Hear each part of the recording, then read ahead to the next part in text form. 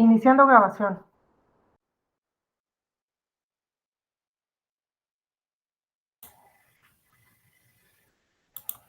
Gracias, Evelyn. Buenos días a todas y a todos. Vamos a continuar con el diplomado de las pruebas. Vamos a seguir con la parte que estábamos revisando ayer. Recuerden todas y todos que en cualquier momento pueden participar y dar sus comentarios sobre cualquier tema. Entonces, bueno, ya terminamos con esta lámina en la cual vimos que cuando se presenta un medio de impugnación, pues hay que revisar primero los antecedentes del caso, luego la jurisdicción y quiénes son los competentes, luego la procedencia, luego el estudio de fondo y finalmente en este estudio de fondo es donde ya entra el tema de la revisión de pruebas, la revisión de los agravios y también la revisión de los hechos. Y entonces, bueno, viene aquí ya directamente el tema de las pruebas. Y entonces, como estábamos viendo ayer, cuando tenemos un litigio, cuando se presenta una demanda, pues tenemos, como ya vemos, ¿no? Aquí a las dos partes, a quien pretende ante el juzgador que se resuelva un asunto de determinada forma y al quien se resiste, ¿no? Es la pretensión contra la resistencia quien viene y presenta una demanda y quien no está de acuerdo con la presentación de esa demanda. Es decir, el que tiene una pretensión es el actor y el que tiene una resistencia es el tercero interesado. Como les decía ayer, pues el actor va a llegar al tribunal a decirle que se anule una elección y el tercero interesado va a llegar al tribunal y le va a decir no anules esa elección porque yo gané y la elección fue conforme a derecho. Entonces el que tiene una pretensión, que es el que presenta la demanda, llega acá al tribunal entonces con una causa de pedir. En esa causa de pedir se dan las razones de derecho y las razones de hecho. Es decir, qué es lo que pasó, va a redactar en su demanda qué es lo que pasó, va a redactar en su demanda cuáles son los artículos o las normas legales que se están vulnerando, como vimos ayer, empezando desde una disposición constitucional, una disposición convencional, hasta señalando también cuáles son las disposiciones legales que se están vulnerando, también las normas secundarias como un reglamento del INE, como unos acuerdos, lineamientos, estatutos de partido político. Todas esas van a ser las razones de derecho por las cuales acuda al tribunal y diga que se le están vulnerando determinados derechos o determinadas normas. Y entonces tenemos así que la acción, pues la acción va a ser la que solicitan las partes ante el tribunal mediante su demanda, y entonces va a ser cuando el tribunal, una vez que llegue la demanda, una vez que llegue el escrito del tercero interesado y también el tema muy importante del informe circunstanciado que presente la autoridad, ya que tengamos todos esos datos, entonces se va a fijar la litis y el tribunal pues lo que va a tener que hacer es resolver esa famosa litis, ¿no? Lo que quiere decir la litis es el problema a resolver, el problema concreto que tiene que resolver, como en el caso, en el ejemplo que siempre señalamos, es por un lado se anula la elección y por otro no. Pues la litis que va a fijar el tribunal es si se tiene que anular la elección por diversas irregularidades o si se tiene que conservar el resultado de esa elección y considerarlo o confirmarlo como válido. Luego también en el sistema de medios de impugnación, seguramente ya lo vieron, en el sistema de medios de impugnación en materia electoral tenemos juicios y tenemos recursos. El juicio es el medio de impugnación de primera instancia, el que primero se presenta, y contra ese juicio, pues muchas veces también tenemos otros medios de impugnación que se llaman recursos. Por ejemplo, en materia electoral tenemos el juicio de inconformidad, que es mediante el cual se solicita que se anule la votación en una casilla o que se anule una elección, y tenemos el recurso. El juicio lo resuelven las salas regionales en su mayoría y el recurso es un medio de impugnación para que se revise el juicio. Es decir, las sentencias de las salas regionales, al resolver los juicios de inconformidad, pueden ser revisadas por la sala superior vía recurso de reconsideración. Entonces, el recurso es una opción excepcional que va a revisar siempre los juicios. Siempre primero vamos a tener el juicio y posteriormente contra la sentencia del juicio podemos acudir mediante un recurso a una segunda instancia. Lo mismo sucede en materia electoral. Como les decía, podemos presentar juicio de inconformidad y contra las sentencias del juicio de conformidad nos podemos ir vía recurso de reconsideración ante la autoridad superior, que en este caso es la sala superior. Y el tema de jurisdicción y competencia, pues ya lo analizamos. La jurisdicción en materia electoral es muy pequeña, no son tantos los tribunales. En materia federal solamente tiene jurisdicción el Tribunal Electoral con 5 salas regionales, una sala especializada, la sala superior, y bueno, esa es la jurisdicción en materia electoral. La competencia pues será exactamente a cuál de esas salas les corresponde resolver el asunto, si le corresponde a una sala regional, a la sala especializada o a la sala superior. Ahí ya se divide específicamente la competencia y se decide a cuál de todas las autoridades se presenta ese medio de impugnación. Muchas veces puede equivocarse los partidos políticos o sus candidaturas en este tema de la competencia. Muchas veces presentan ante una autoridad equivocada el medio de impugnación, pero en materia electoral prácticamente todos los medios de impugnación, a excepción de 2, tienen la figura de la suplencia de la deficiencia de la queja. Es decir, si yo presento un juicio de inconformidad, por ejemplo, ante la autoridad equivocada, lo que tiene que hacer esa autoridad es recibirme ese medio de impugnación y enviarlo inmediatamente a la autoridad que corresponda. La única excepción es que dé tiempo. Si en materia electoral yo presento el medio de impugnación el último día, en el último minuto o los últimos 10 minutos, pues obviamente entonces ya no da tiempo de que la autoridad donde se presentó envíe ese medio de impugnación a la autoridad correspondiente, porque pues ya venció el plazo. Pero si, por ejemplo, se presenta 6 horas antes de que vence el plazo el medio de impugnación, pues sí le da tiempo a la autoridad correspondiente de enviarlo a la autoridad a la cual debe ser la competente. Entonces, siempre en materia electoral, pues tenemos este tema muy importante también de la figura de la suplencia de la deficiencia de la queja. Esto es atendiendo a que muchas veces quien promueve el medio de impugnación, pues es la ciudadanía, un ciudadano o una ciudadana que no es experta en materia electoral. Por eso el legislador desde un principio creó esta figura en todos los medios de impugnación en materia electoral, aplica este tema de la suplencia de la eficiencia de la queja.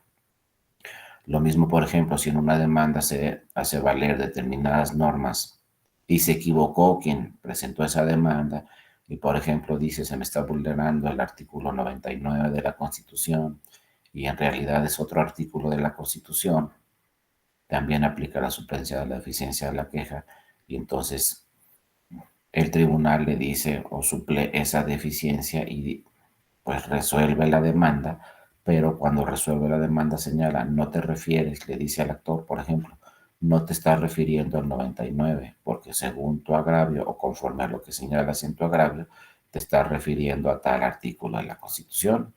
Se subsana ese error, pero se resuelve el asunto siempre. Entonces, este tema es muy importante, el de la suplencia de la deficiencia de la queja. También el tribunal tiene varias jurisprudencias, que ya es otro tema, pero las podrían revisar. Tiene varias jurisprudencias el tribunal que se refieren a la suplencia de la eficiencia de la queja cuando se trata de comunidades indígenas. Cuando el tema se trata de comunidades indígenas, pues la suplencia de la deficiencia es total. Además que como todas y todos ustedes lo saben, seguramente el Tribunal Electoral pues tiene una defensoría para la atención a comunidades y pueblos indígenas. Cualquier persona que pertenezca a una comunidad indígena puede acudir a la defensoría del Tribunal Electoral para que se le asesore o en su caso se presente una demanda, ¿no? Todo esto es también atendiendo a la suplencia de la deficiencia de la queja que nos marca claramente la ley. Luego las partes formales que van a acudir al proceso van a ser el actor, quien es que presenta la demanda, ya lo vimos, el demandado, que es la persona con la cual tiene una resistencia a esa demanda, que por lo general es el tercero interesado. Luego, pues también el juzgador pues va a ser el juez o en este caso la jueza que resuelve el asunto. En el caso de materia electoral, como ya lo señalamos, pues son magistradas o magistrados los que resolverán el asunto. Y también muchas veces acude a juicio un tercero, ¿no? El proceso y el procedimiento también lo distinguimos rápidamente. El proceso es pues todo el conjunto de, el proceso, por ejemplo, es todo el conjunto de actos que se van a llevar para resolver un asunto. Y el procedimiento es un asunto en particular dentro de ese proceso que se va a resolver. También en el derecho procesal general, pues tenemos que como concepto normas y principios del proceso jurisdiccional, y el objeto pues será obviamente de cualquier proceso en cualquier materia, en cualquier materia, perdón, el objeto será resolver la controversia. Lo que tenemos que estudiar para resolver un litigio, pues como ya vimos, tenemos un planteamiento del problema. Es decir, ya se fijó la litis, ya sabemos cuál es el problema, ya sabemos que el actor viene con una pretensión. Sin embargo, esa pretensión con la que llega el actor al tribunal mediante una demanda se divide en dos, en la petición y en la causa de pedir. La petición es lo que le dice el actor al tribunal. Por ejemplo, quiero que se anule la elección. La causa de pedir son las causas por las cuales justifica el actor que se debe de anular la elección. Entonces narra una serie de hechos y el actor le dice al tribunal, pues pasó todo esto, todo esto y todo esto en el proceso electoral. Los agravios que me está causando esto son tales, tales y tales. Las normas que se están vulnerando son tales y tales y tales. Entonces ahí está la causa de pedir, pero lo fundamental en la causa de pedir es que el actor a la hora de narrar sus hechos y señalar cuáles son sus agravios y cuáles son las normas que se están vulnerando, es muy importante también que el actor justifique todos estos temas con las pruebas. Y ahí es donde adquiere una particular importancia el tema de las pruebas. Yo no puedo llegar con una demanda y narrar una serie de hechos que sucedieron, por ejemplo, en la elección, y me están causando estos agravios y se están vulnerando estas normas constitucionales o legales, si todo eso que estoy diciendo no lo estoy acreditando con pruebas.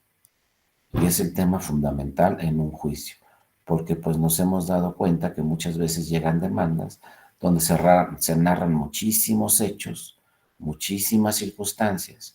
Luego nos dicen, pues vengo con 25 agravios. Ah, pues ¿cuáles son tus 25 agravios?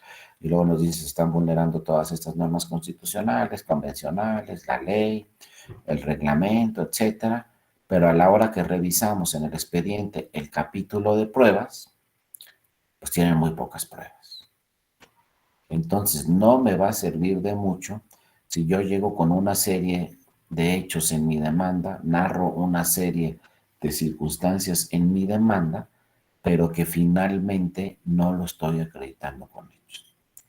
Y por eso les decía desde la sesión de ayer, yo no puedo llegar a narrar una serie de hechos si no tengo ahí directamente las pruebas que justifiquen todo lo que estoy señalando, porque lo primero que va a hacer el tribunal es decir, ya me está diciendo todo esto, ya está revisando todo esto, perfecto, pero pues para que yo como tribunal advierta y considere que eso es la verdad y eso es cierto, pues voy a revisar las pruebas. Insisto lo que les dije ayer, ¿no?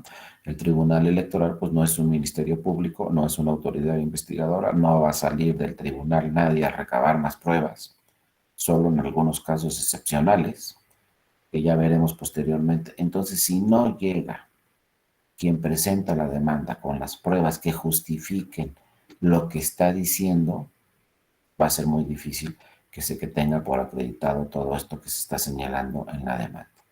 Y entonces cuando resuelva un tribunal esa demanda, pues tiene que justificar su resolución. Eso también es muy importante. Pero en muchos de los casos, para que también un tribunal justifique su resolución, pues tiene que tener ahí las pruebas en el expediente. Por ejemplo, si dice la autoridad, este agravio es fundado y tiene razón el actor al señalar tal cosa y tal cosa y tal cosa, el tribunal tiene que justificarlo también con una prueba. Tiene razón el actor porque está ofreciendo esta prueba y de esta prueba se advierte que es verdad lo que está señalando. Si no tenemos la prueba, ¿cómo vamos a decir esto es cierto, esta es la realidad, esto fue lo que sucedió si no tenemos la prueba y ya sabemos que hay un tercero interesado o que hay una autoridad responsable que está diciendo que no es cierto lo que dice el actor, que no se debe de anular la elección y que no sucedieron esas irregularidades o que sí sucedieron pero no son de tal magnitud, por ejemplo, para anular la elección. Pero no puede referirse, insisto, solamente el actor en su demanda. Pasaron todas estas cosas y tu tribunal ve e investiga las pruebas. Ve y recaba las pruebas porque no va a suceder así. Como les dije ayer, entonces cualquier tribunal contestaría, sabes que tus hechos son genéricos y no me estás acreditando con pruebas suficientes lo que me estás narrando en tu capítulo de hechos o lo que me estás diciendo en tu demanda. Por lo tanto, no voy a entrar al estudio de alguno de tus hechos o alguno de tus agravios porque no me estás acreditando con pruebas ese tema. Luego, las pruebas que se presenten junto con la demanda, pues también se tienen que valorar. Y entonces viene ahí también el tema muy importante de la valoración de las pruebas. Vamos a revisar cómo se valoran las pruebas en materia electoral y cuáles pruebas tienen valor probatorio pleno, cuáles no, cuáles se entiende como cierto porque así lo señala la prueba. Y también pues vamos a revisar cómo muchos asuntos en el tribunal se pueden resolver solamente con pruebas indiciarias, porque no encontramos pruebas con valor probatorio pleno, pero sí encontramos en el expediente una serie de pruebas que se entienden como indiciarias. Pero varias pruebas indiciarias, es decir, una prueba indiciaria no tiene valor probatorio pleno, pero varias pruebas indiciarias nos pueden arrojar alguna conclusión, aunque no tengamos una prueba con valor probatorio pleno, como cuando empezó la materia electoral, lo que se solía ofrecer comúnmente muchas veces como pruebas, por ejemplo, que el candidato dijo tal cosa tal día, y eso es una calumnia, llegaba la demanda así, ¿no? Y ofrecían como pruebas muchas veces solamente notas periodísticas. Miren, aquí está lo que está diciendo el actor, lo que dijo en la campaña, aquí se redactó en esta nota periodística, aquí está la fotografía del candidato, donde estaba ahí en la campaña y donde estaba firmando tal situación. Entonces llega como prueba una nota periodística. Obviamente para tener eso como cierto, quizá no nos alcance una sola nota periodística, pero si nos llegan 6 o 7 notas periodísticas que dicen lo mismo, en la misma ciudad donde sucedió el acontecimiento, nos llegan 4, 5, 6 notas del periódico, de diferentes periódicos, que están señalando lo mismo, que tienen la misma fotografía del candidato, donde se advierten dónde estaba, qué estaba, qué estaba diciendo, qué estaba firmando. Y luego por ahí, por ejemplo, además nos llega otra nota periodística donde se entrevistó al candidato y el candidato afirmó que si era cierto eso que había señalado durante la campaña, pues seguimos hablando de puras notas periodísticas, pero podemos arribar a la conclusión de que ese hecho y esa afirmación del candidato sí sucedió porque no tenemos, fíjense, también es muy importante, porque no tenemos ninguna prueba en contrario. Todas son indiciarias, pero todas van en el mismo sentido y no tenemos ninguna prueba en contrario. Cosa diferente sería si hay 3 notas periodísticas que afirman una situación y otras 3 notas periodísticas que niegan esa situación. Entonces ahí sí ya no tenemos pruebas indiciarias fuertes que van en un mismo sentido y no se puede arribar a una conclusión solamente con las notas periodísticas. Pero insisto, hay muchos casos que resuelve el Tribunal Electoral solamente con pruebas indiciarias porque no se tienen pruebas con valor probatorio pleno. Hay muchos acontecimientos que suceden durante una elección que no se pueden tener pruebas con valor probatorio pleno y entonces el tribunal tendrá que resolver con las pruebas indiciarias que se tengan. Como vemos aquí, pues una vez que se identifica la pretensión, tenemos la petición, que es lo que solicitamos ante el juez.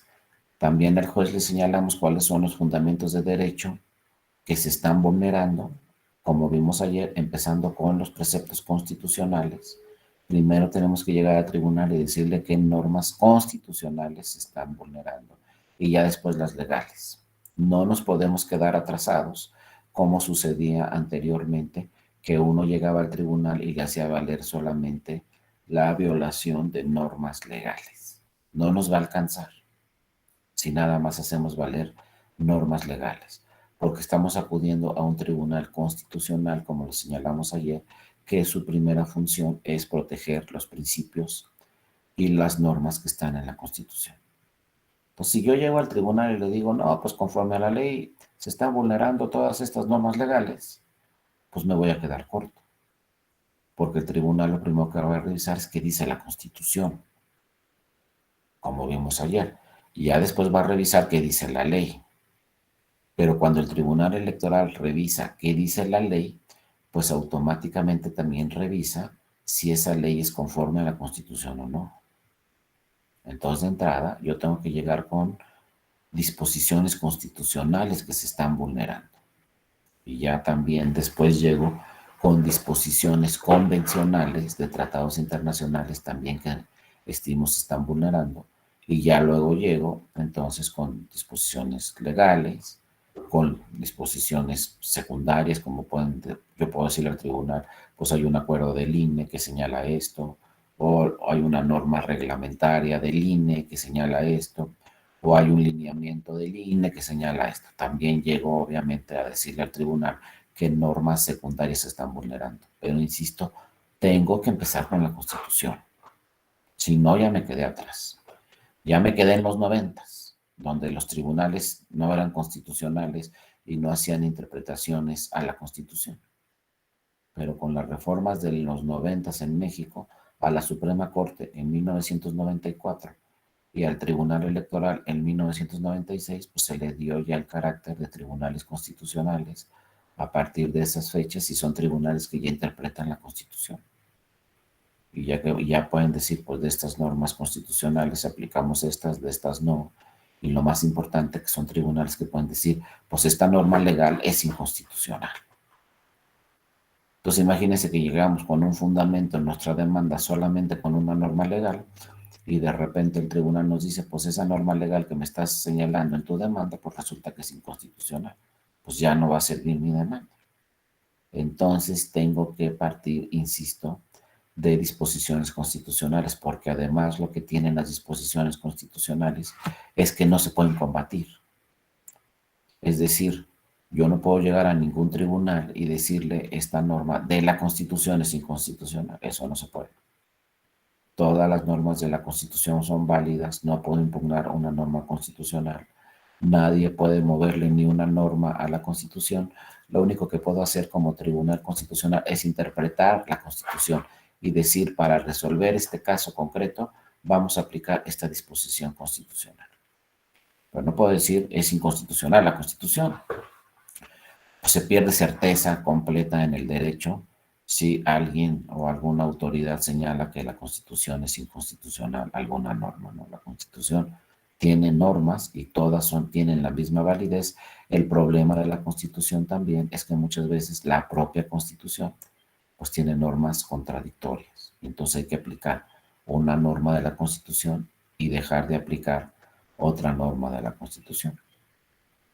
Por ejemplo, en la Constitución, como ya vimos ayer algunos casos, pues el 134 de la Constitución nos dice que los servidores públicos pues no pueden hacer una serie de expresiones durante las campañas porque son servidores públicos. De alguna forma, esa restricción que está en la Constitución en el 134 vulnera otra disposición constitucional que habla de la libertad de expresión. Pero son dos normas constitucionales y se tienen que atender las dos normas constitucionales y entonces pues, el tribunal cuando resuelve dice, pues para resolver este asunto vamos a aplicar esta norma constitucional y no vamos a aplicar aquella. Pero no se puede pronunciar sobre ninguna norma constitucional señalando que es inconstitucional. Eso no puede ser. Cualquier norma puede ser inconstitucional, menos una norma dentro de la Constitución.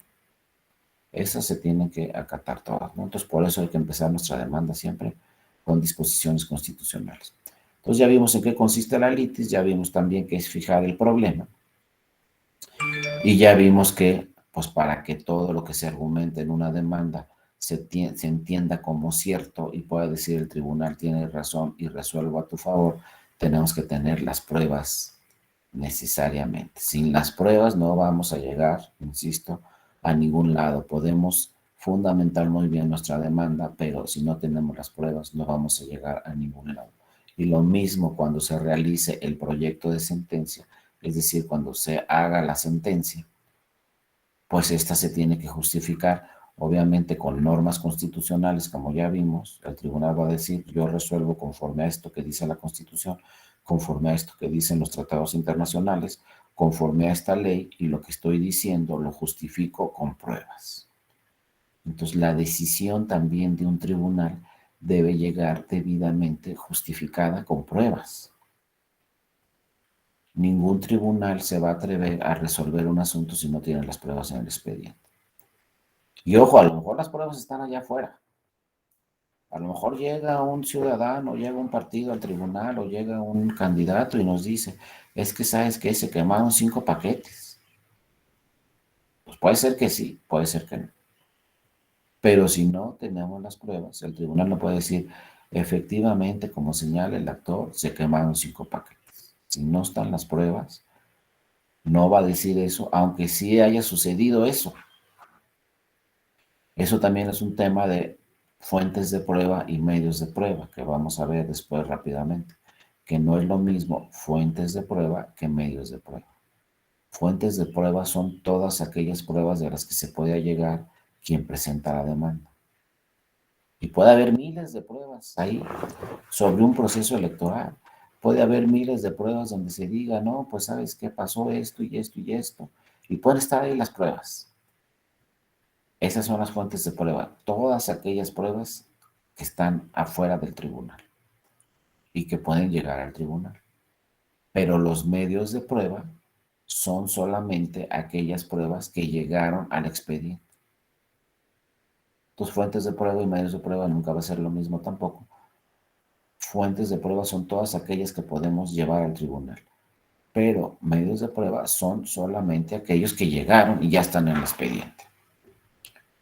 Y el tribunal, cuando resuelva su asunto, va a resolverlo con los medios de prueba, no con las fuentes. Entonces nosotros en una demanda no podemos decir, pues pasaron todas estas cosas y tu tribunal ve y recaba todas las pruebas. Ve por todas las fuentes de prueba, tribunal. Eso no puede ser. El tribunal va a decir, yo voy a resolver con los medios de prueba. ¿Cuáles son los medios de prueba?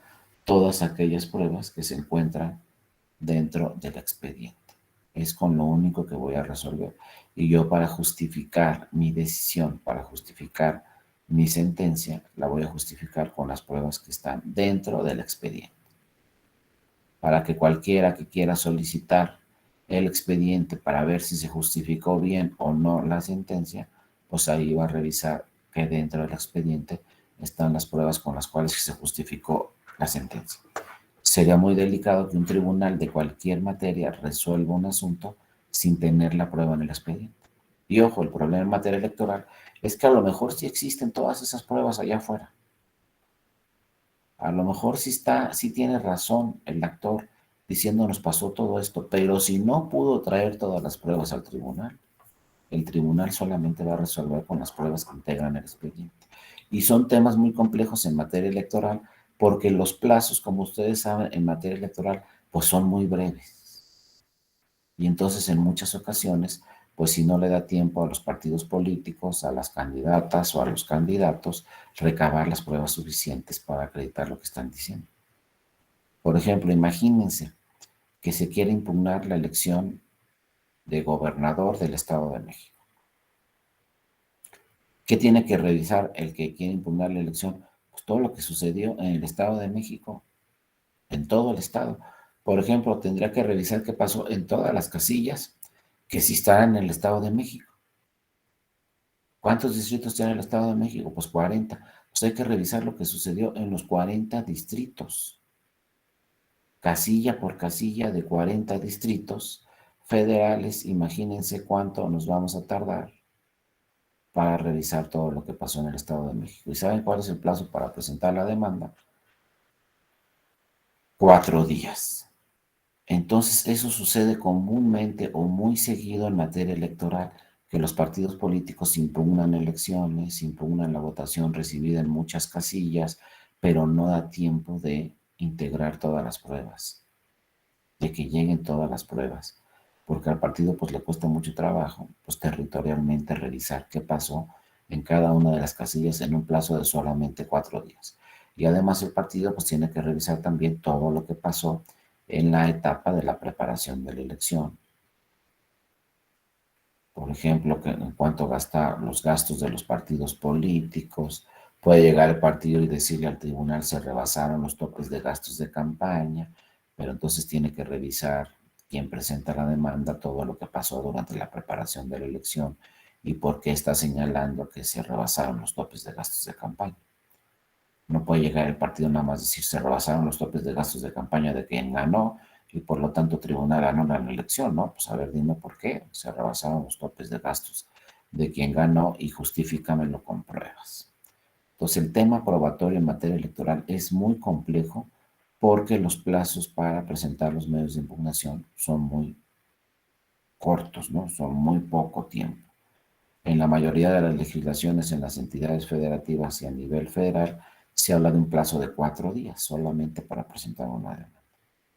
Pero eso sí, la ley nos dice son 4 días de 24 horas. Ah, pues muchas gracias, ¿no? Entonces, no voy a dormir, ni voy a comer, ni nada para tener lista la demanda en 4 días, porque si eso sí tengo las 24 horas de cada día, pues no hay que acabar que revisar determinadas elecciones en las cuales se les debe dar más plazo. Pero eso es una revisión que se tiene que hacer a la legislación y en su caso reformar algunas normas legales en donde para algunas elecciones pues se aumente el plazo.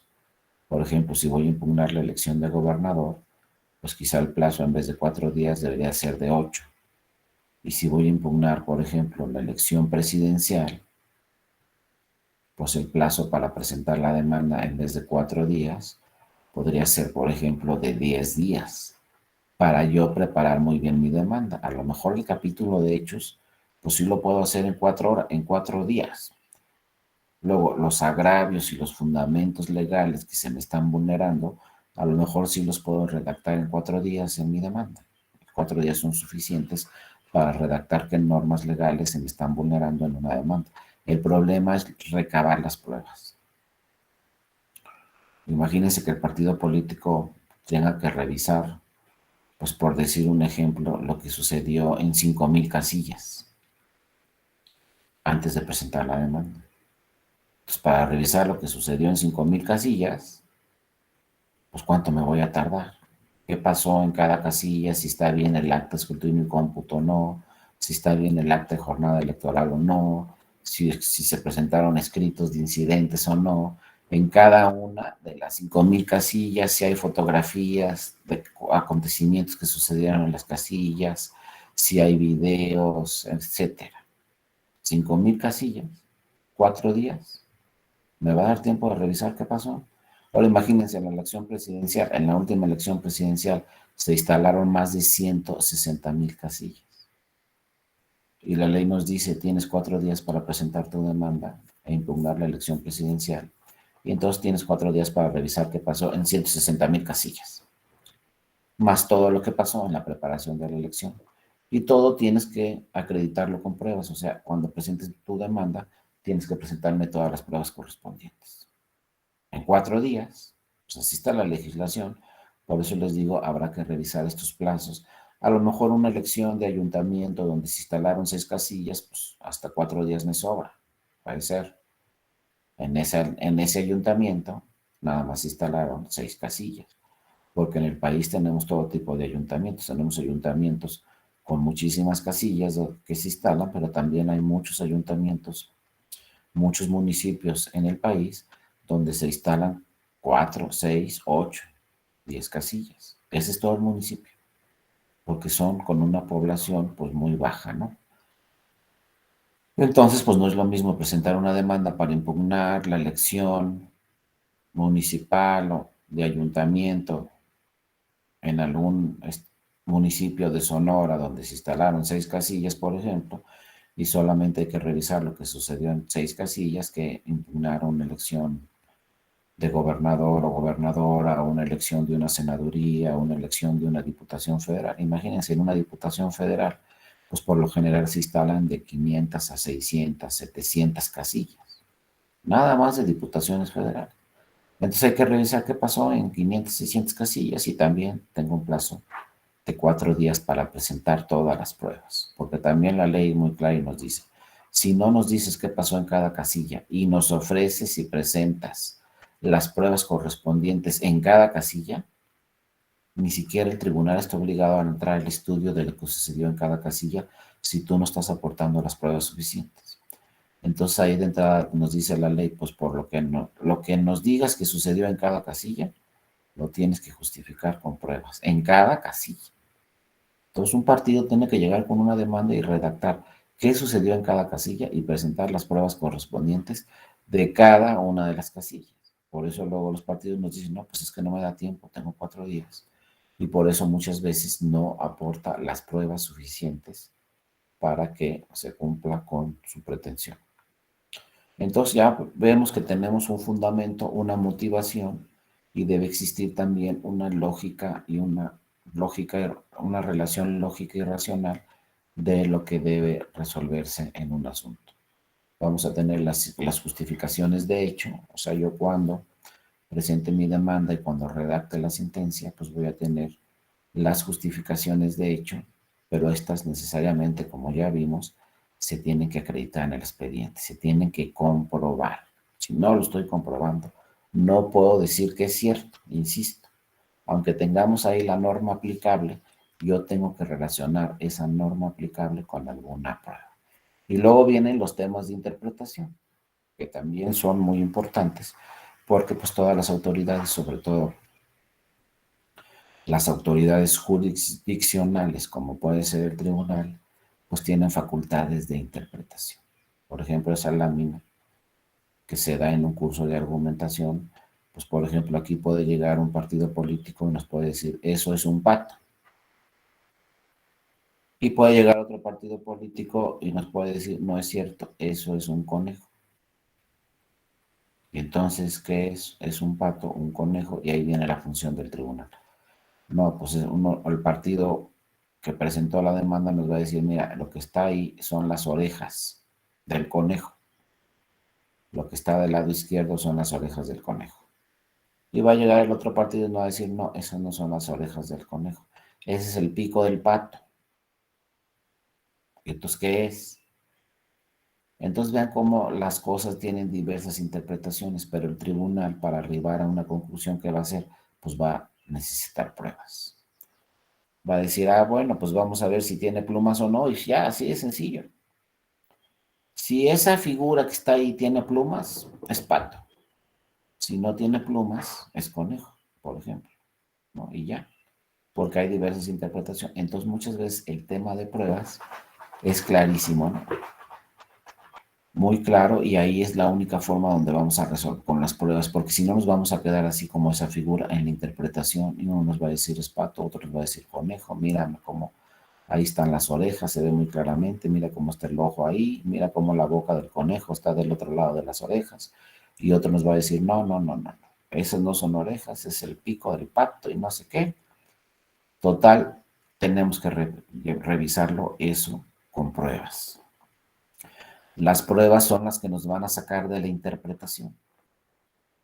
Y les digo, si hay otras pruebas además de esta, pues obviamente imagínense que, pues si vemos eso y tiene plumas, como les dije, pues va a ser pato y no hay de otra. Ni modo que haya, ¿cuántos conejos conocemos con plumas? Ninguno.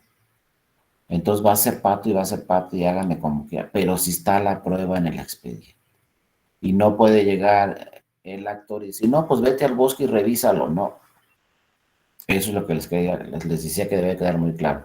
No puedo llegar con la demanda y decir, mira, eso es un conejo y vete al bosque y revísalo. No, el tribunal no va a ir al bosque a revisarlo. Quien tiene que traer las pruebas al tribunal es quien presenta la demanda.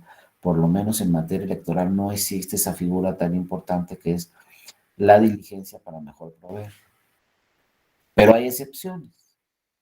Por ejemplo, si esta fuera la elección presidencial, y nadie fue al bosque a ver si es pato o conejo, y el tribunal dice, pues tengo 2 días para ir al bosque, bueno, por excepción y en mis facultades que tengo como tribunal, voy a ir rápidamente a hacer una diligencia al bosque a ver si es pato o es conejo, porque estoy hablando de la elección presidencial y tengo que saber, y es una prueba determinante.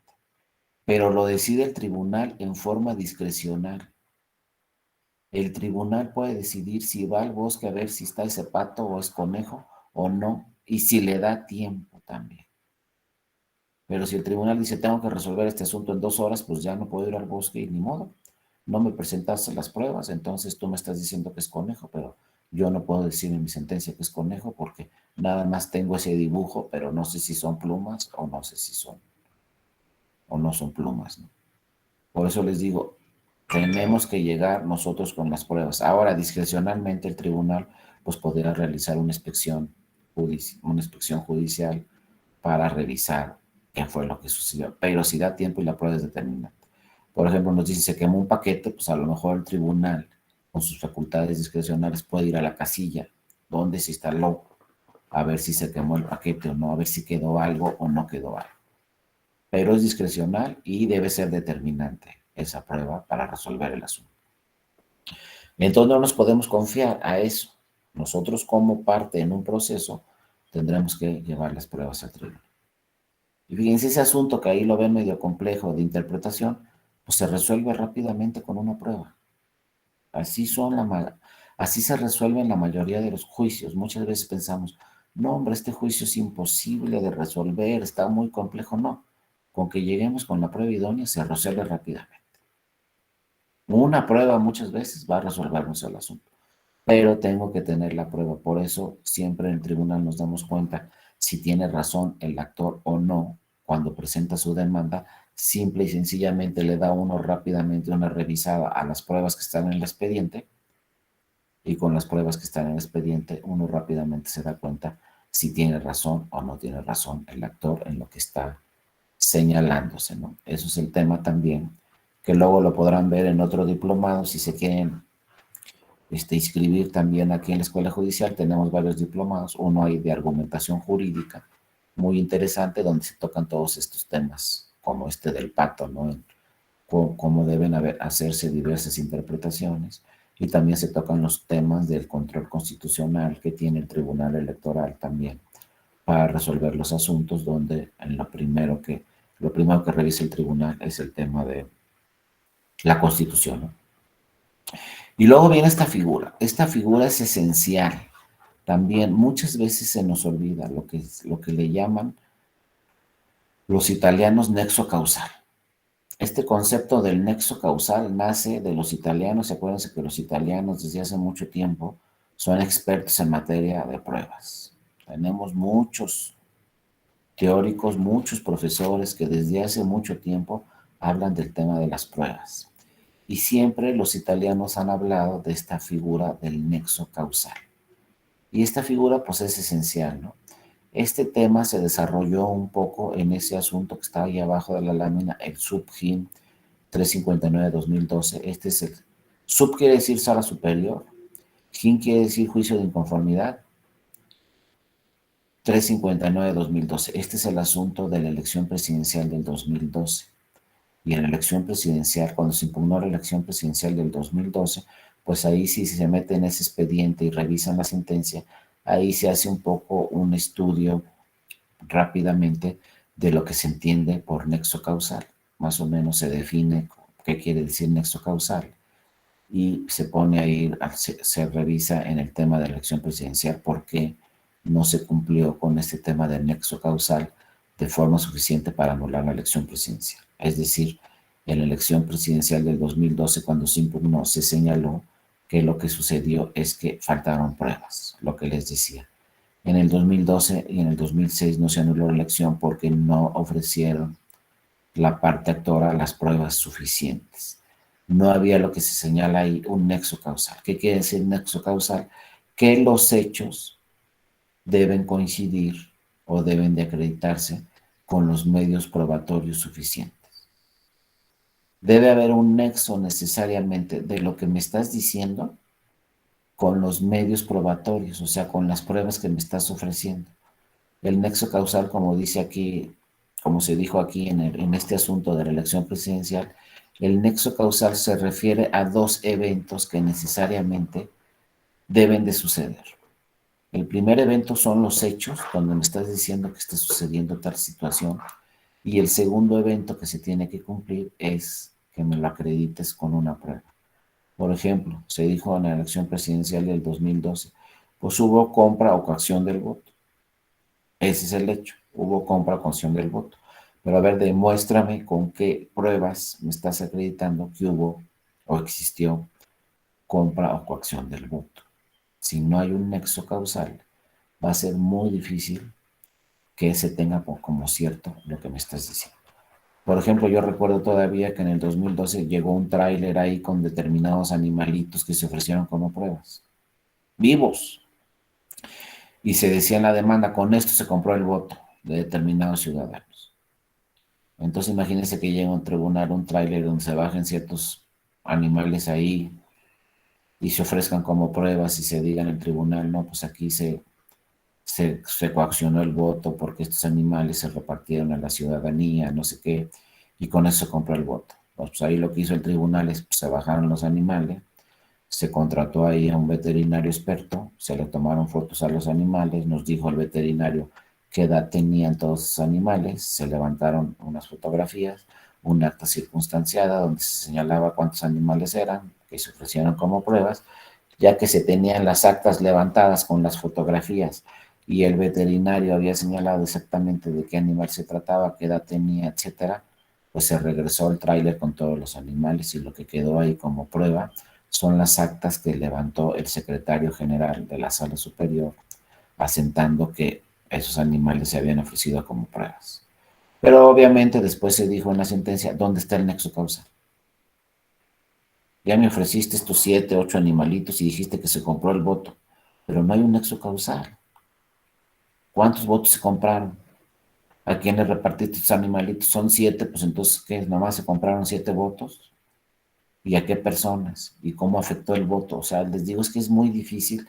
La demostración de los hechos en materia electoral es muy compleja. Parece algo sencillo, pero no es nada sencillo. Yo puedo decir en mi demanda como agravio, hubo compra o coacción del voto, pero para acreditarla es muy complejo. Y segundo punto, no solamente debo de acreditar la coacción del voto o la compra del voto, debo también acreditar que afectó el resultado.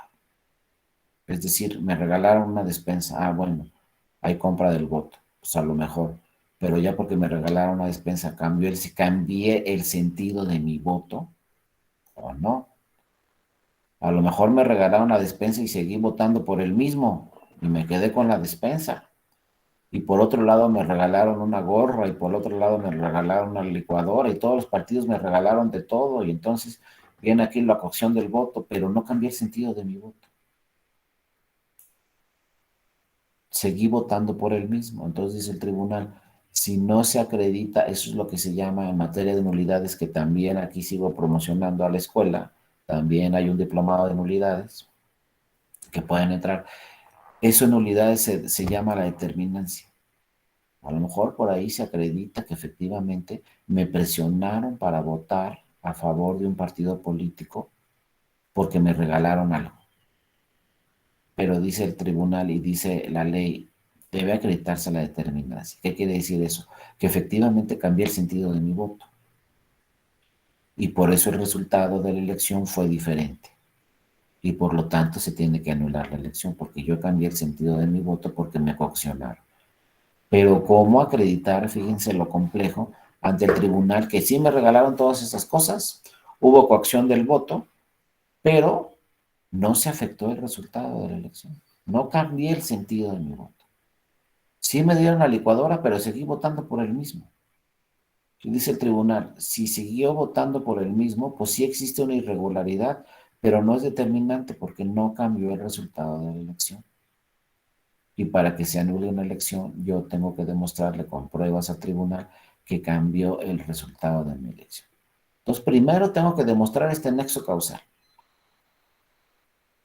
Tengo que demostrar que sí sucedieron los hechos que estoy narrando en mi demanda, que sí tengo las pruebas, pero agreguen en materia electoral que tengan que demostrar que se afectó el resultado de la elección. Aparte. Entonces, pues cada vez se vuelve más complejo, como vemos, este tema de anular una elección. Pero el nexo causal nunca se nos puede olvidar y no solamente aplica en materia electoral, aplica en cualquier materia. En cualquier materia yo tengo que llegar con un nexo causal, tengo que narrar una serie de hechos, pero todos esos hechos se tienen que acreditar con pruebas. No hay de otra. Si no, no se va a tener, por cierto. Por eso este tema lo han manejado toda su vida los italianos y siempre han señalado, oye, pues ya con un nexo causal. Porque si llegas al juzgado o llegas al tribunal sin un nexo causal, no te va a servir de nada.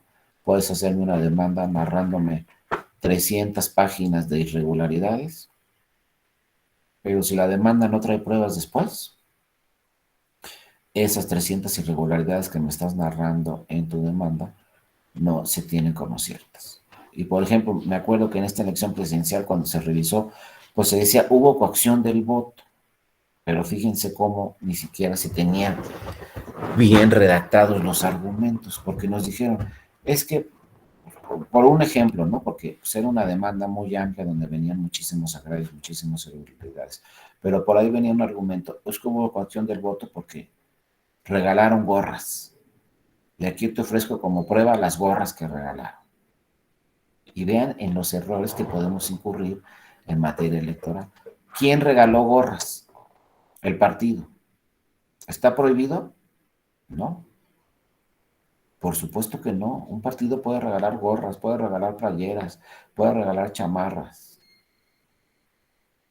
Entonces, ¿dónde está la cuestión del voto?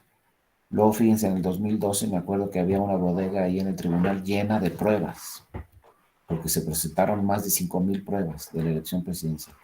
Y entonces había paraguas, ¿no? Había, por ejemplo, una lámina para techo, había un saco de cemento, había una despensa que estaba cubierta con una bolsa con el emblema del partido político. Había lápices, plumas, todo lo que se pueden imaginar de artículos promocionales, había ahí como pruebas. Pero fíjense, entonces en 2012 revisamos la ley. ¿Qué decía la ley en el 2012? Los partidos políticos pueden repartir propaganda utilitaria durante las campañas. Así decía la ley.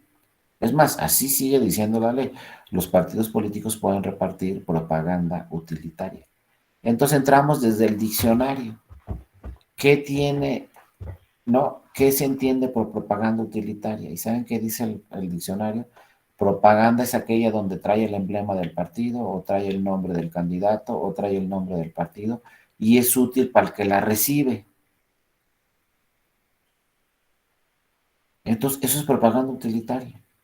Que en vez de pintar una barda, que en vez de pintar un espectacular, que en vez de que salga algún tipo de propaganda en radio y televisión, pues va a ser útil para el que la recibe. Y fíjense cómo no estaba tan mal las legisladoras y los legisladores, porque dijeron, oye, pues en vez de que el partido se gaste su dinero pintando bardas, mejor que reparta propaganda utilitaria. Que por lo menos para el ciudadano o la ciudadana que la reciba le sea útil. Pero ojo, así dice la ley, entonces no está prohibido. Porque llegaron otros partidos, los que quedaron en segundo lugar en el 2012, llegaron y le dijeron al tribunal, oye, hubo coacción del voto porque se repartió todo esto. ¿Y dónde dice que no se puede? Entonces, ojo, aquí no nos podemos confundir. Lo que está prohibido por los partidos políticos, digo, lo que está prohibido es que repartan propaganda utilitaria los órganos de gobierno, que no es lo mismo que los partidos políticos. Eso sí es lo que está estrictamente prohibido, que en un municipio te repartan algo, o el gobernador del estado te reparta algo, o un programa de la federación te reparta algo durante las campañas. Pues ahí, ¿por qué? Ahí sí vienen las sanciones y todo, ¿no? Que un servidor público esté regalando playeras en una campaña, pues olvídense todo lo que pasa. Es hasta un delito electoral. Pero los partidos no, los partidos conforme a ley sí lo pueden hacer. Pero vean, como nos presentaron en el 2012 todas estas pruebas, después se hizo un análisis por parte de las legisladoras y los legisladores, porque el tribunal dijo, pues es que la ley lo permite. Entonces, si yo reparto una licuadora con el emblema de un partido político, pues a lo mejor no está prohibido, porque es propaganda utilitaria. O si yo reparto un paraguas con el emblema del partido, pues a lo mejor no está prohibido. Pero ¿qué tal si reparto un tinaco? Ah, pues ya está más grande. ¿Está prohibido o no? Ah, pero mira, viene el emblema del partido y la imagen del candidato. ¿Es propaganda utilitaria o no? Hay un saco de cemento y una lámina de techo y una bicicleta y así empezaron, ¿no? Y se tenían todas las pruebas del 2000, del 2012 y también se tenía eso como pruebas en muchas elecciones de gobernaturas. En todas las legisladoras y los legisladores. Yo no sé si hicieron bien o mal, no sé qué piensan ustedes, pero en el 2012 dijeron, no, es que mira todas las pruebas que se ofrecieron, mira todo lo que se repartió en las campañas. Entonces viene la reforma de 2014 y acotan este tema de propaganda utilitaria. Y si ahora ustedes estudian la ley dice, los partidos políticos pueden repartir propaganda utilitaria durante las campañas, pero solamente textil. Entonces uno dice, bueno, ¿está bien cómo lo acotaron o no está bien cómo lo acotaron?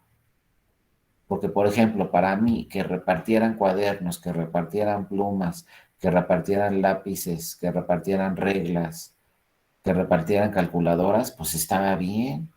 Pues claro que le servía al que lo recibía, que repartieran calendarios, pues también era útil. Sobre todo los cuadernos, los lápices, las reglas, agendas, todo lo que se repartía, pues estaba bien. Ahora viene la reforma del 2014 y no pueden repartir nada de eso.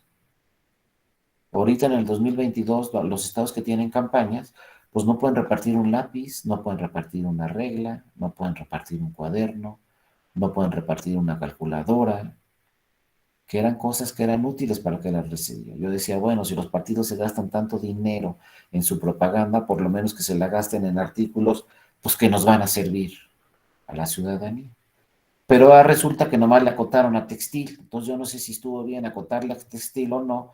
Obviamente ya no pueden repartir tinacos, ni lavadoras, ni licuadoras, nada, pero sí textil. Entonces hay que revisar ese tema.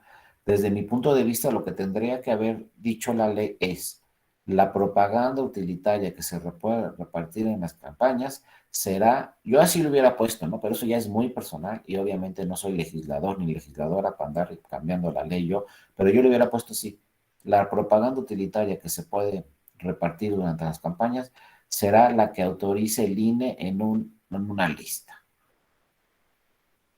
Y entonces que el INE diga en cada proceso electoral, pues cuál es la propaganda que se puede repartir y cuál no, y punto. Normalmente estos artículos que están en esta lista, para que quedara mucho más específico.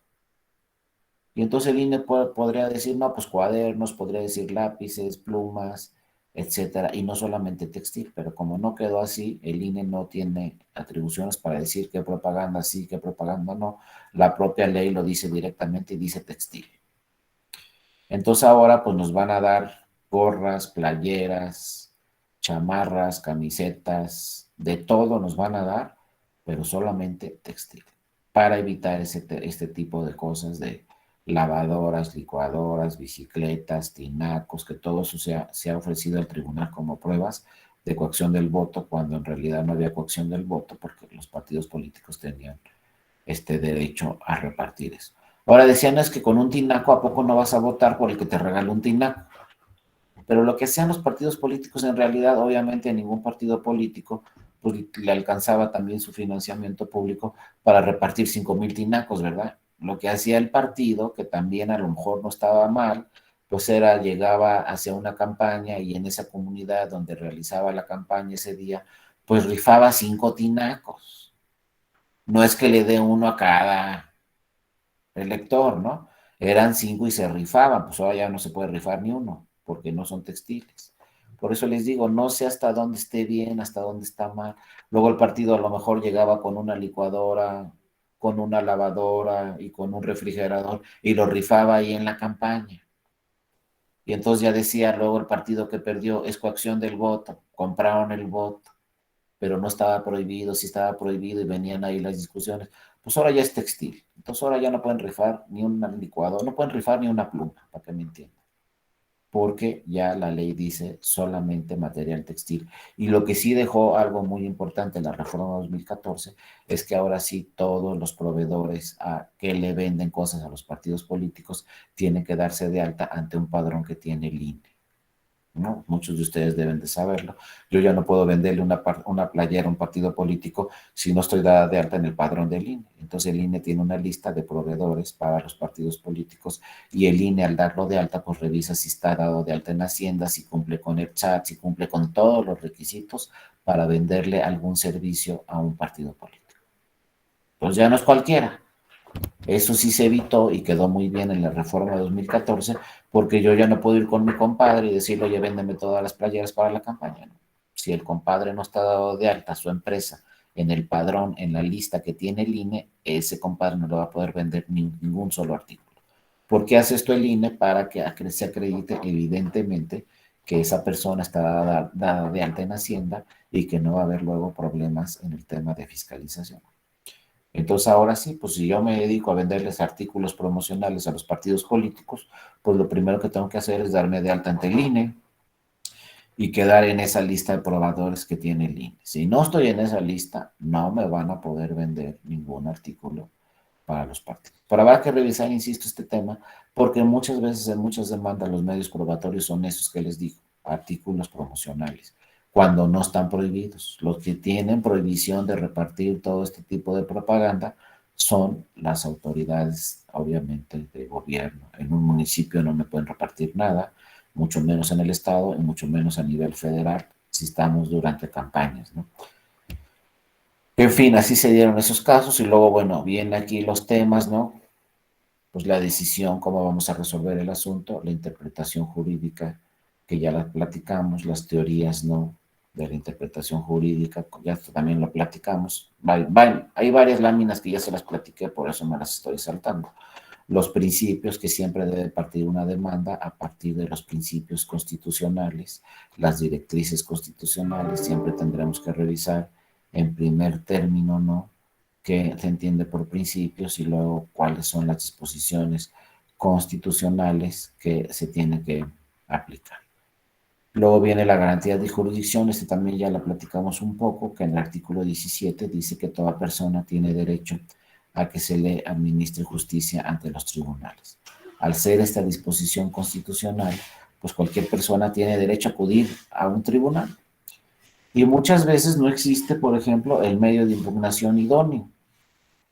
Y entonces todos podemos ir al tribunal y podemos decir al tribunal, tú resuélveme este asunto, aunque no existe el medio de impugnación idóneo, o como vimos en el caso de ayer, pues antes los únicos que podían presentar demandas ante el tribunal para que se anulara una elección eran los partidos políticos, y el tribunal emitió una jurisprudencia en el 2014 donde dice también pueden impugnar los resultados electorales la candidata o el candidato, aunque no esté previsto en la ley, en atención a este 17 de la Constitución.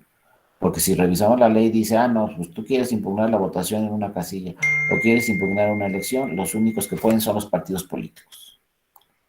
Tú como candidato no puedes ir directamente al tribunal. Y vean la inconsistencia que tiene la ley. Entonces si yo quedé en segundo lugar y el que me ganó por 10 votos, pero si mi partido político no quiere impugnar la elección, entonces ya no la puedo impugnar. Y me voy a quedar en segundo lugar y solamente me ganaron por 10 votos de diferencia. Pero resulta que mi partido no quiere impugnar la elección, por el motivo que ustedes quieran. Eso sucedía hasta 2014 y eso sigue diciendo la ley, que no puede ir directamente el candidato o la candidata. Sin embargo, en el 2014 nace una jurisprudencia del tribunal donde dice sí pueden acudir las candidatas o los candidatos directamente, en atención no a lo que dice la ley, porque la ley dice que no se puede. Dice el tribunal en atención a este 17 de la Constitución de acceso a la justicia, lo que se llama tutela judicial efectiva. Yo puedo acudir al tribunal y el tribunal está obligado, conforme al 17 de la Constitución, de atenderme mi demanda, ¿no? Independientemente de que la ley señale que no pueden ir los ciudadanos, digo, las candidatas o los candidatos. Ya quedó eso con él. 17 de la Constitución. Luego, bueno, esto ya lo platicamos. Y luego vienen las fuentes formales que ya vimos. Acuérdense, primero está la Constitución, luego los tratados y luego las normas secundarias. Luego tenemos los presupuestos procesales, que ya son temas no directamente de pruebas, quienes son los legitimados. Por ejemplo, en materia electoral, los legitimados son los partidos políticos, quienes tienen personería, pues los que faculten los partidos políticos con personería, ¿no? El interés jurídico, los intereses difusos. Estos son temas procesales que de todos modos se los voy a dejar ahí en las láminas que, como les dije ayer, cualquiera de ustedes que solicite estas láminas, pues mañana me puede escribir a mi correo electrónico terminando la sesión y yo les hago llegar todas estas láminas. También ya platicamos quiénes son sujetos en un proceso, pues la autoridad, los partidos políticos y en su caso las candidaturas o en su caso los ciudadanos. Recuerden que al Tribunal Electoral también puede llegar una ciudadana o un ciudadano directamente. ¿Que me robaron mi credencial? Pues está bien difícil en México, ¿no? Pues sí, me la robaron. Se llevaron mi cartera, se llevaron mi bolsa. Ah, bueno, fíjense, eso es rápido. Les platico este caso rápidamente. Me robaron mi credencial, ¿qué hago? Por lo general, falta difusión por parte de las autoridades electorales en este tema. Imagínense nada más que la elección es en junio y ustedes les roban su credencial en mayo, a finales de mayo. Por ahí, 20 de mayo les roban su credencial y la elección, imagínense que es el 5 de junio. Entonces, por lo general, vamos al INE y el INE nos dice, no, pues ya vencieron los plazos para que me solicites una nueva credencial, pero desde hace mucho. Pero entonces hay que decirle al INE, o sea, al Consejo Distrital donde me dieron mi credencial, entonces dame un formato de JDC. No, pues, ¿qué es eso? Una demanda. Todos los consejos distritales del INE tienen ese formato. Eso es una demanda. Entonces, dame mi formato de JS. JS quiere decir Juicio para la Protección de los Derechos Político-Electorales del Ciudadano. ¿Qué voy a poner yo en ese formato? Mi nombre, mi domicilio, lo voy a firmar y por ahí voy a poner en un rubro que está ahí, lo voy a palomear. No sé si sigan así, los formatos ya cambiaron, pero por lo general así están. Y voy a poner robo de credencial. Esa es una demanda, ¿no? Es un machote que ya viene con todos los agravios y todo. Entonces yo lo firmo esa demanda, digo, me robaron mi credencial, pongo mi nombre, mi domicilio, y entonces es una demanda que automáticamente el INE la va a mandar al tribunal. Y el tribunal va a decir, ah, mira, aquí hay una demanda donde este ciudadano o ciudadana me está diciendo que le robaron su credencial. Cuando son esos temas de robo de credencial o pérdida de credencial, tanto el INE como el tribunal lo toman de buena fe. Aquí sí, fíjense, no se necesita el tema de pruebas, porque es un tema ciudadano. Entonces aquí, si yo llego al tribunal, bueno, yo llego al INE, como vimos, y digo, dame mi formato JDC, no tengo que acreditar con ninguna prueba que me robaron mi credencial. Lo toma el INE de buena fe. Entonces el INE manda esa demanda al tribunal y el tribunal la resuelve y dice el tribunal, ah, pues me llegó una demanda, me está diciendo que le robaron su credencial. Entonces lo tomo de buena fe. ¿Y qué hace el tribunal? Dice, le pide un informe al INE, el tribunal, y le dice, efectivamente, la credencial que le robaron a esta ciudadana era vigente. Y entonces el INE le dice, por revisa la lista nominal, etcétera, el INE, y le contesta al tribunal si era vigente. Entonces el tribunal resuelve el asunto y le dice al INE, emítele una nueva credencial. Entonces, como fue el 20 de mayo,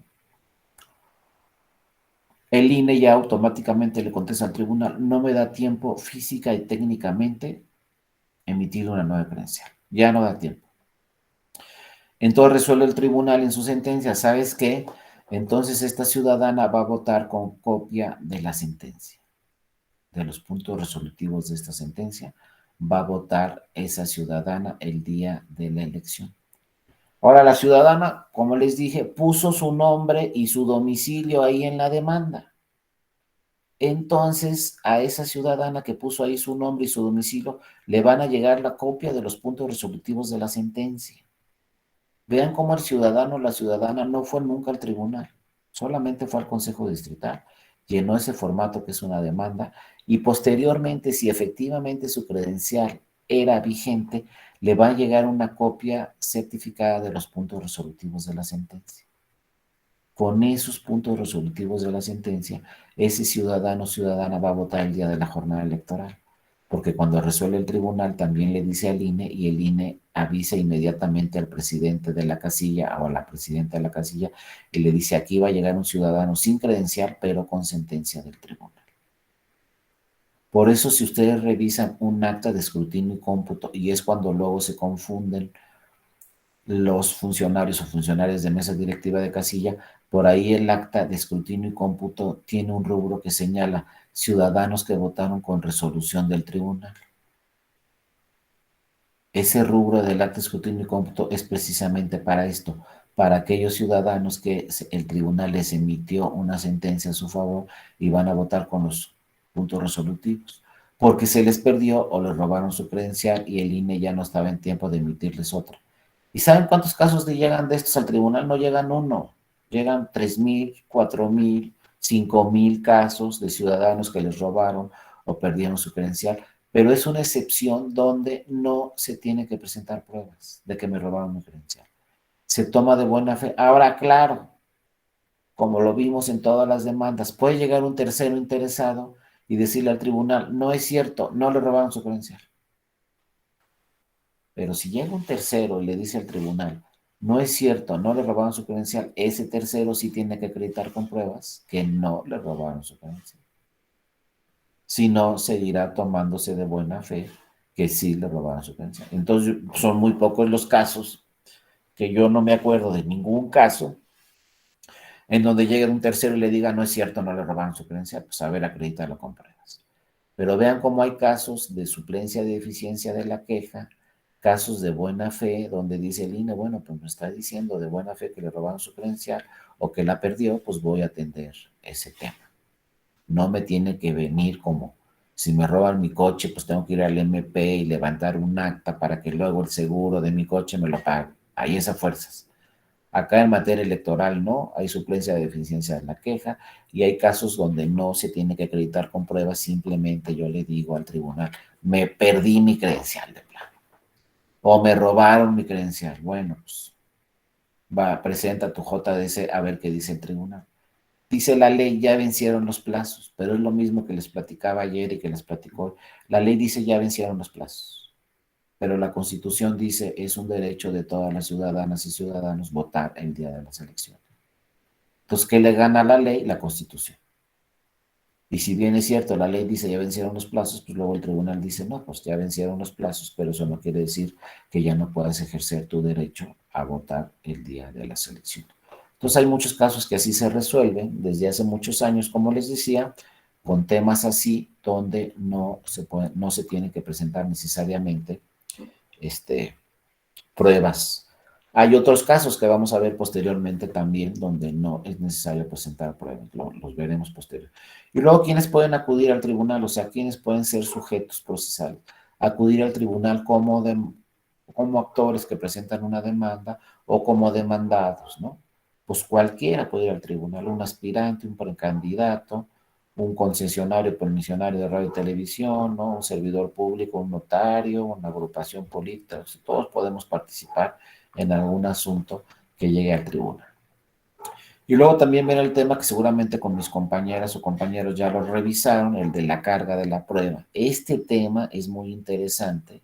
A ver si mañana nos da tiempo de tocar un tema ya que está cambiando radicalmente con esta figura, y hay excepciones, sobre todo en materia electoral. Porque, ojo, nos dice objeto de la prueba. El objeto de la prueba son los hechos controvertibles, o sea, qué me dicen y qué no me dicen, ¿no? No son objeto de la prueba el derecho, o sea, lo que dice la Constitución y la ley no se tiene que probar, ahí lo dice la Constitución y la ley. Los hechos notorios tampoco se tienen que probar. ¿Cuál un ejemplo de un hecho notorio? Pues, no sé, ¿qué les puedo poner de ejemplo? Así, para que algo, o sea, para que se comprenda bien, hechos notorios. Por ejemplo, si yo les digo el 19 de septiembre, que ya se me olvidó el año, creo que fue 2017. Si yo les digo el 19 de septiembre de 2017, hubo un temblor en la Ciudad de México, ¿Quién me lo va a negar? Y a lo mejor uno de ustedes estaba en Colima el día del temblor. Entonces a ustedes no les consta que tembló en la Ciudad de México el 19 de septiembre, pero con toda la evidencia que hay, es un hecho notorio, aunque ustedes no estaban ahí. Entonces eso se entiende por hechos notorios, algo que todo el mundo sabe que sucedió, aunque no tenga yo la evidencia exacta, pero todo el mundo sabe. Por ejemplo, si yo les digo, pues el 5 de junio de tal año hubo elecciones en México, pues todo el mundo sabe que ese 5 de junio hubo elecciones en México, ¿no? Y a lo mejor yo no fui a votar o lo que ustedes quieran, pero es un hecho notorio. Todo el mundo lo sabe, ¿no? Si yo les digo, no, pues López Obrador es el presidente de México, a lo mejor ustedes me contestan, yo nunca lo he visto en presidencia, es más, yo nunca lo he visto físicamente, no lo conozco. Pero eso no quiere decir que no sea cierto, es un hecho notorio y punto, y todos sabemos que López Obrador es el presidente de México y punto. Aunque a lo mejor nunca lo he visto físicamente y no me consta que existe, es un hecho notorio. Luego los hechos que hayan sido reconocidos, ahí hay que tener mucho cuidado porque si yo reconozco el hecho, ya se va a tener como cierto. Y eso es un tema mucho que se da en las campañas en materia electoral con los periodistas. Son hechos reconocidos. Por ejemplo, me acuerdo de un asunto que a ver si luego da tiempo de platicarlo. Un día uno que fue presidente municipal en Querétaro, ya había dejado de ser presidente municipal, salió de misa y le preguntaron, oye, ¿usted puso estos 18 espectaculares en el estado? Y contestó, sí, yo puse esos 18 espectaculares en el estado porque estoy felicitando a todos los que goberné cuando fui presidente municipal, porque los espectaculares decían felicidades, feliz Navidad, no sé qué, ¿no? Y en realidad eran actos anticipados de campaña. Pero ¿dónde se reconocieron esos hechos? Nada más saliendo de misa, el precandidato le preguntaron, oiga, ¿usted puso todos espectaculares en la ciudad? Dijo, sí, sí, yo los puse. Entonces es un hecho ya reconocido. Ya ni siquiera la autoridad tuvo que hacer la investigación de quién pagó esos espectaculares y quién ordenó que pusieran todos esos espectaculares felicitando a todas las personas por ser Navidad. Ya no se tuvo que hacer la investigación porque directamente esa persona lo reconoció. Entonces los hechos que hayan sido reconocidos pues ya quedaron como ciertos. Por eso también en los procedimientos especiales sancionadores que lleva a cabo el tribunal son tan importantes las audiencias porque cuando citan a una persona el INE, pues esa persona tiene que, lo que declare quedará como cierto, quedará como un hecho reconocido. Ahora, la otra figura que está cambiando mucho es la que le señalaba yo anteriormente, la carga de la prueba. Mañana seguramente vamos a ver un asunto importantísimo, cómo va cambiando esta figura de la carga de la prueba. Durante toda la vida y todos los tratallistas especialistas en pruebas nos dicen la carga de prueba le corresponde al actor. Y es lo que estamos analizando desde ayer. Si yo presento una demanda, estoy obligado a presentar las pruebas. La carga de la prueba le corresponde al actor, pero hay una excepción, la vamos a ver mañana. Ahí se los dejo de tarea, ¿no? Ahí se los dejo para que entren mañana a la clase, pero hay una excepción donde la carga de la prueba no le corresponde al actor, la carga de la prueba le corresponde al demandado. Lo vamos a ver mañana, cómo en algunos casos esta figura tan importante, que sí se da en la mayoría de los casos, hay que revisarla muy bien, ¿no? Pero por lo general, si yo presento la demanda, tengo que acreditar con pruebas lo que estoy diciendo en mi demanda, salvo algunas excepciones que vamos a revisar mañana, ¿no? Luego, las etapas del procedimiento probatorio, como ya vimos, yo puedo ofrecer y aportar pruebas. Ya vimos ayer la distinción, no es lo mismo ofrecer que aportarla, pero tengo los dos derechos, ¿no? Y luego admisión o desechamiento, también el juzgador puede admitir o desechar determinada prueba, ¿no? Conforme sea el caso y conforme sea la instancia. Como ya vimos en una segunda instancia, yo ya no puedo aportar más pruebas al expediente. Esa es una regla general en todas las materias y también en la materia electoral. Yo presento mi demanda en mis pruebas. Me resuelve la autoridad de primera instancia. Cuando me voy a la segunda instancia, no puedo agregarle más pruebas al asunto. Ya no. Ya las pruebas que se ofrecieron en primera instancia son las únicas pruebas que se van a revisar en todas las instancias. Solamente tenemos la excepción que es la tenemos como excepción la prueba superveniente, es la única excepción. Pero es una prueba que no conocía anteriormente, que apareció después y por lo tanto tengo derecho a ofrecerla o aportarla a las pruebas. Como un caso, ya les dije que me sé todos los casos de Colima, pues ahí les va otro. ¿Cómo se anuló la elección en Colima de la gobernatura en 2015? Fíjense, llegaron al Tribunal Electoral de Colima, le dijeron, queremos que se anule el proceso electoral en Colima, la elección, porque sucedieron toda esta serie de irregularidades. Y una de las más importantes era que decía, no, pues el secretario de Desarrollo Social del Estado no le dijo a todos los que estaban bajo sus órdenes, saben que digan, cuando repartan los programas sociales, digan que voten por tal partido y por tal candidato. Entonces en Colima había un programa social donde se repartía no me acuerdo qué, no comida, leche, lo que sea, en ese programa social. Y entonces les dice el secretario de Desarrollo Social, pues díganle a todos que voten por este partido cuando repartan ese programa social. Entonces llegó ese caso al Tribunal Electoral de Colima y el Tribunal Electoral de Colima dijo, pues no tengo la prueba. ¿Cuál prueba? Porque los argumentos de la demanda decían pues que se había coaccionado a la ciudadanía porque un funcionario del gobierno del estado de Colima o varios funcionarios le decían a la ciudadanía cuando se repartían los programas sociales, voten por este partido y voten por este candidato. Entonces, de alguna forma, pero a ver, ¿dónde estaba la prueba? No teníamos la prueba evidente para que se acreditara ese asunto. Y entonces el Tribunal Electoral de Colima resolvió y dijo, no, pues como no tengo la prueba y la evidencia de que efectivamente esos funcionarios le decían a las personas que votaran por tal partido y por tal candidato cuando estaban repartiendo el programa social, pues no está la prueba. Y entonces resuelve el Tribunal Electoral de Colima que no se podía anular la elección. Y ahí quedó, ¿no? Pero fíjense, después de que resolvió el Tribunal Electoral de Colima, entonces el partido que quedó en segundo lugar en Colima impugnó la sentencia ante la Sala Superior.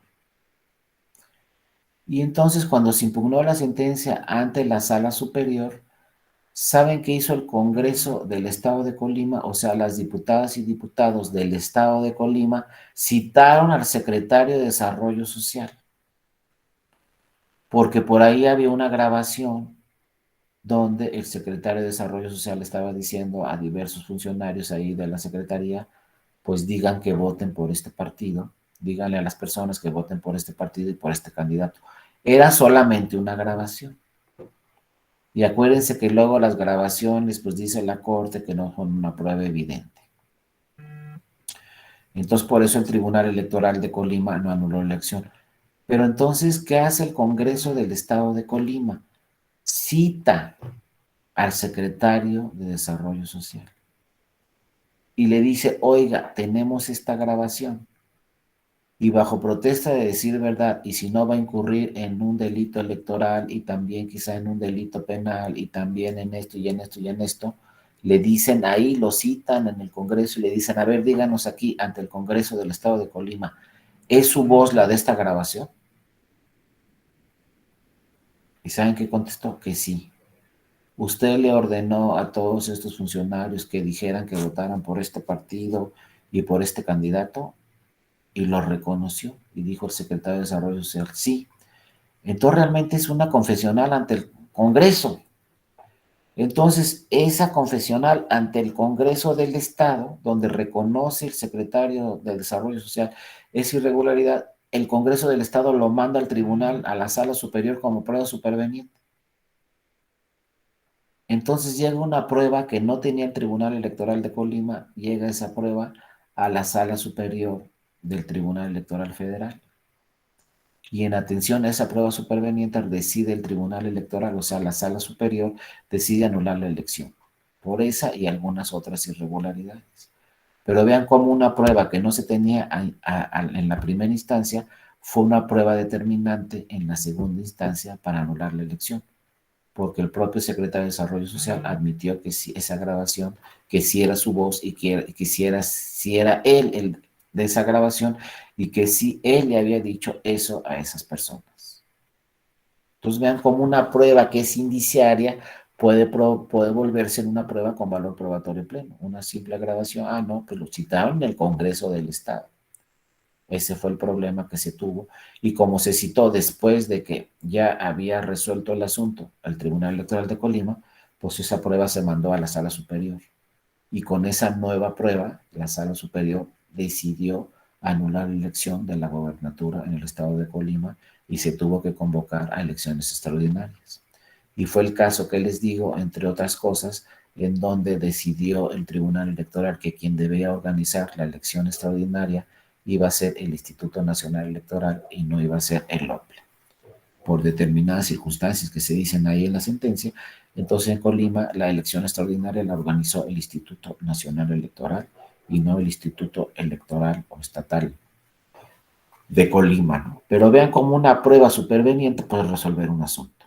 Y un asunto de tal magnitud, estamos hablando de una gobernatura estatal. Y se anuló por una prueba superveniente que llegó. Pero bueno, así nos habla el sistema probatorio, todo se tiene que resolver con las pruebas solamente se pueden ofrecer con la demanda bajo las excepciones, como este caso de Colima, donde por ahí surge una prueba posterior y es una prueba además determinante para resolver un asunto. Entonces, ojo, tampoco hay que confiarnos que solo las pruebas que estén en el expediente, solo con esas pruebas va a resolver la segunda o la tercera instancia. En muchos casos, la segunda instancia le llegan otras pruebas supervenientes que no conocía la primera autoridad y entonces cambia radicalmente el sentido de la resolución. Porque en este caso de Colima se cuestionó mucho y se dijo, bueno, ¿y por qué el Tribunal Electoral de Colima no anuló la elección? Pues porque el Tribunal Electoral de Colima no tenía esa prueba superveniente que sí la tenía la Sala Superior y con base en esa prueba que tenía la Sala Superior, pues decidió que se tenía que anular la elección presidencial, ¿no? Y luego viene esta figura también muy importante en materia electoral y bueno, también en otras materias, la valoración de la prueba. Aquí también los propios italianos lo han cuestionado muchísimo y nos han dicho, algunos profesores italianos han venido aquí al Tribunal Electoral, nos han dado muchas pláticas muy importantes, también españoles, que también los españoles como Marina Gascón nos han hablado tema de esta de pruebas, Tarufo, que afortunadamente, digo desafortunadamente, ya falleció el maestro profesor Tarufo, que era muy bueno, italiano en pruebas, también nos decía, es que por qué en México y en muchas partes del mundo tienen una valoración de prueba legal o tasada. Fíjense, en materia electoral tenemos el sistema mixto, la prueba legal o tasada y también el sistema de valoración libre. Entonces, como tenemos la legal y la libre, pues tenemos mixto en materia electoral. ¿Qué quiere decir la prueba legal o tasada? Esta prueba es la donde el propio legislador establece en la ley qué valor probatorio tiene esa prueba, perdón. Y la libre es donde el juzgador es el que dice qué valor probatorio tienes, conforme a las reglas de la lógica, la sana crítica y la máxima experiencia. Pero es una prueba libre, o sea, le llega la prueba en el expediente al juzgador y él dice, esa es una prueba indiciaria o esta tiene valor probatorio pleno, porque es un sistema libre. Pero el tasado, la ley nos dice qué valor probatorio pleno tiene. Y es lo que nos dicen los italianos, es que no puede haber un sistema tasado. Por ejemplo, en materia electoral, la ley dice, las documentales públicas tienen valor probatorio pleno. Todas las demás pruebas son a la libre convicción del juez. Es decir, una documental privada, el juez va a decir si tiene valor probatorio pleno o no. Pero la pública tiene valor probatorio pleno. Pero vean cómo se cuestiona este tema de la prueba legal o tasada. Si ustedes leen el código electoral, pues va a decir, la documental pública tiene valor probatorio pleno. Pero dicen los italianos, no está mal eso, no puede ser. ¿Cómo que no puede ser? Sí. Pues a lo mejor hay muchas documentales públicas que no tienen valor probatorio pleno. El que va a decir qué valor probatorio tiene esa prueba tiene que ser el juez necesariamente. Por ejemplo, ya lo vamos a ver mañana, pero en materia electoral, todas las actas que se levantan en la casilla tienen valor probatorio pleno porque son documentales públicas. Y vámonos a la más importante. El acta de escrutinio y cómputo que se levanta en la casilla conforme a la ley electoral tiene valor probatorio pleno porque es una documental pública. ¿Por qué es una documental pública? Porque la firman funcionarios y funcionarias de la mesa directiva de casilla. Al firmarla los funcionarios tiene valor probatorio pleno y es una documental pública. Pues ahí estamos muy bien, así dice la ley. Las actas de escrutinio y cómputo, al ser documentales públicas, tienen valor probatorio pleno. Prueba legal, ¿no? O tasada. Lo dice la ley. Pero yo les pregunto, ¿y si el acta de escrutinio y cómputo tiene errores por todos lados? ¿Tiene rubros tachados? ¿Tiene rubros en blanco? Pero eso sí, la firmaron los funcionarios de mesa directiva de casilla y la firmaron los representantes de los partidos. Entonces ya tiene valor probatorio pleno porque así lo dice la ley. Pues no. Cuando llegan esas pruebas al tribunal, el tribunal dice, pues esta prueba no tiene valor probatorio pleno porque está llena de errores. Entonces, finalmente, ¿quién decidió si esa prueba tiene valor probatorio pleno o no? Pues el juzgador, a la libre convicción del juez. Entonces, pues el sistema mexicano se dice sistema mixto, pero en realidad también en materia electoral quien decide si una prueba tiene valor probatorio pleno es el juzgador, no la ley. Y aunque sea una documental pública, va a haber muchos casos donde esa documental pública no tiene valor probatorio pleno, porque así lo dice el legislador. Porque la ley se lo quita muy fácilmente, ¿no? Dice, todas las documentales públicas tienen valor probatorio pleno, salvo prueba en contrario.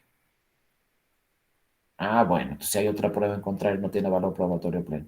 Pero imagínense que nomás en una casilla, lo único que quedó en la casilla fue el acta de escrutinio y cómputo. Entonces no hay prueba en contrario, nada más quedó el acta, todo lo demás desapareció. Tenemos solamente el acta. Entonces no hay documental o no hay otra prueba que diga lo contrario.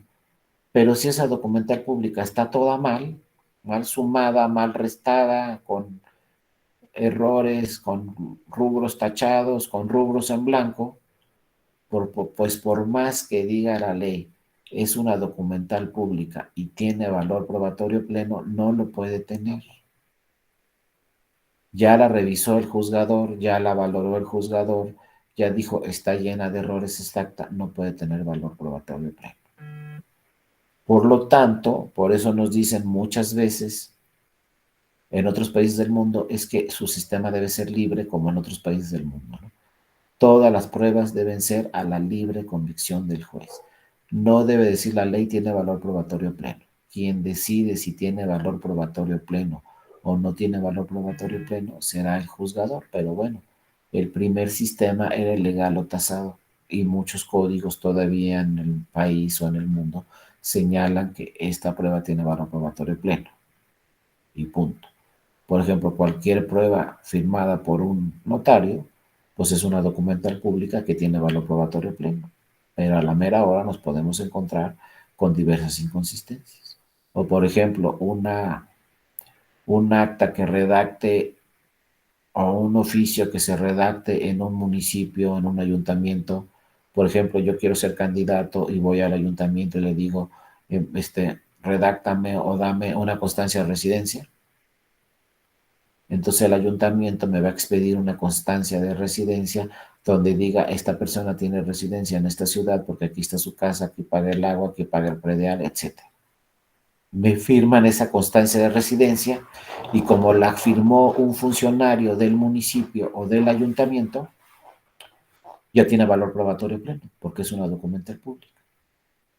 Y ya yo como ciudadano estoy acreditando mi residencia y entonces voy con mi constancia de residencia, voy al INE y me registro para candidato o para presidente municipal, lo que ustedes quieran, y les ofrezco como residencia esa constancia. ¿Qué va a hacer el INE? Como les dije, de buena fe, el INE va a decir, ah, no, pues ya aquí está su credencial de elector con este domicilio y aquí está su constancia de residencia que le expidió el ayuntamiento.